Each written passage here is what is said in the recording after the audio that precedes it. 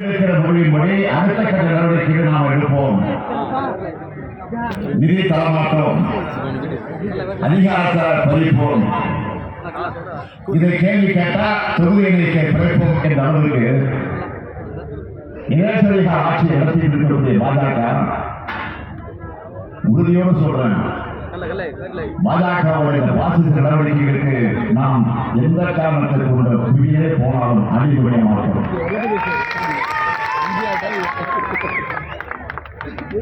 பாஜகவின் பாசிச நடவடிக்கைக்கு எதிராக ஒட்டுமொத்தமா இந்தியாவை திரட்டுவோம். பாஜகவின் ஆதிக்கவாதி சாதிய சிந்தனை நம்ம மக்களுடைய சமூக நீதியை மறுக்கிறது. பாஜகவின் சர்வாதிகார சிந்தனை நம்மளை போன்ற மாநிலங்களோட சுயாட்சி தன்மையை நொறுக்குது. பாஜகவுடைய மதவாத சிந்தனை நாட்டின் மதச்சார்பற்ற தன்மையை சிதைக்குது. பாஜகவுடைய எதிர்ச்சியாக என்ன கூட்டாட்சி தத்துவத்தை ஒழிக்க பார்க்குது. இத இப்ப தடுக்கிறதுனா எப்பவுமே தடுக்க முடியாது. சமூக நீதி, மதச்சார்பின, கூட்டாட்சி இந்தியா, மாநில சுயாட்சி கோட்பாடுகளின் கீழ் இந்தியாவை அணிதிரட்டுவோம். அப்படி அணிதிரட்டினா மட்டும்தான் இந்தியாவை காப்பாற்ற முடியும். அதனால தமிழ்நாடு போராடும், தமிழ்நாடு வெல்லும் என்ற போராட்டமானது இந்தியா முழுமைக்குமான போராட்டமாக மாறப்போகுது. பிரதமர் மோடி அவர்களே, உங்களுக்கு என்னுடைய வேண்டுகோள், இந்திய வளர்க்கிறத விட இந்தியா வளர்ச்சி பாருங்க. எத்தனை ஆயிரம் கோடி செலவழித்தாலும் சமஸ்கிருதத்தை வளர்க்க முடியாது. மக்களால் பேசப்படாத மொழி, அந்த மொழியை வளர்க்க கோடி கோடியாக குட்டி குவிப்பீங்க. உலகமெங்கும் பல நாடுகளில் அரசு அதிகாரத்தோடு மக்களால் பேசப்படுகிற எங்கள் தமிழ் மொழிக்கு ஓதவிந்தல் செய்வீங்களா? நாளை பெண்ணை நிலைகளுக்கு பிரதமர் அவர்கள ஜிடிபி எனப்படும் இந்திய நாட்டுடைய உள்நாட்டு உற்பத்தியை என்னவா வச்சிருக்கீங்க? கடந்த அக்டோபர் டிசம்பர் ஆகிய 3வது காலாண்டுல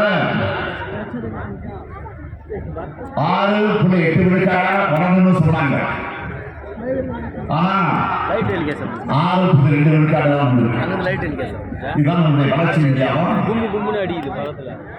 அமெரிக்க டாலருக்கு நிகரான இந்திய ரூபாய் மதிப்பு சரிஞ்சு சரிஞ்சு படுபாலத்துக்கு போகுது. 2014ஆம் ஆண்டு நீங்கள் ஆட்சிக்கு வரும்போது அமெரிக்க டாலருக்கு இணையான இந்திய ரூபாய் மதிப்பு 58 ரூபாய் 47 பைசா இருந்துச்சு. இப்போ 2022ஆம் ஆண்டு 87 ரூபாய் 99 பைசா ஆயிடுச்சு.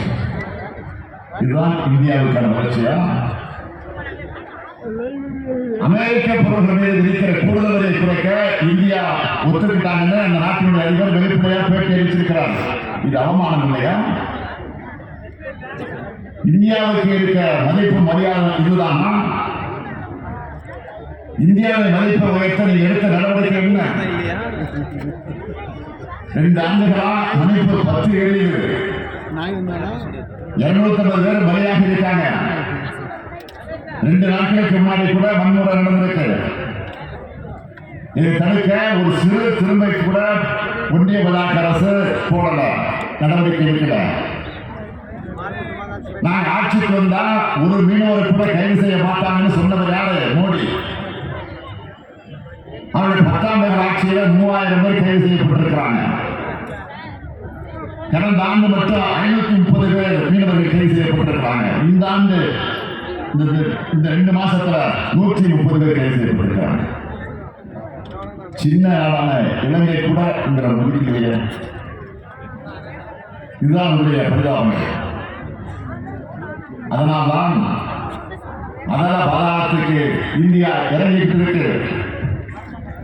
இதை தடுக்க வேண்டிய கடமையும் பொறுப்பும் மாநில கட்சியாக இருந்தாலும் திமுகவுக்கு இருக்கு.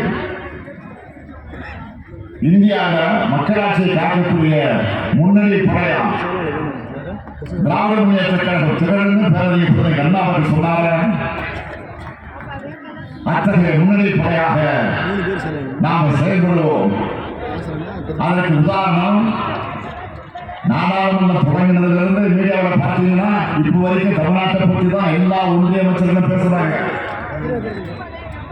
நான் அவங்களுக்கெல்லாம் சொல்லிக்கொள்ள விரும்புவது, நீங்க நாள்தோறும் வசைவாடினாலும் தமிழ்நாடு தொடர்ந்து போராடும், தமிழ்நாடு இறுதி வரை போராடும், தமிழ்நாடு இறுதியை வெல்லும் வெல்லும் வெல்லும் வெல்லும். விடைபெறுகிறேன். நன்றி.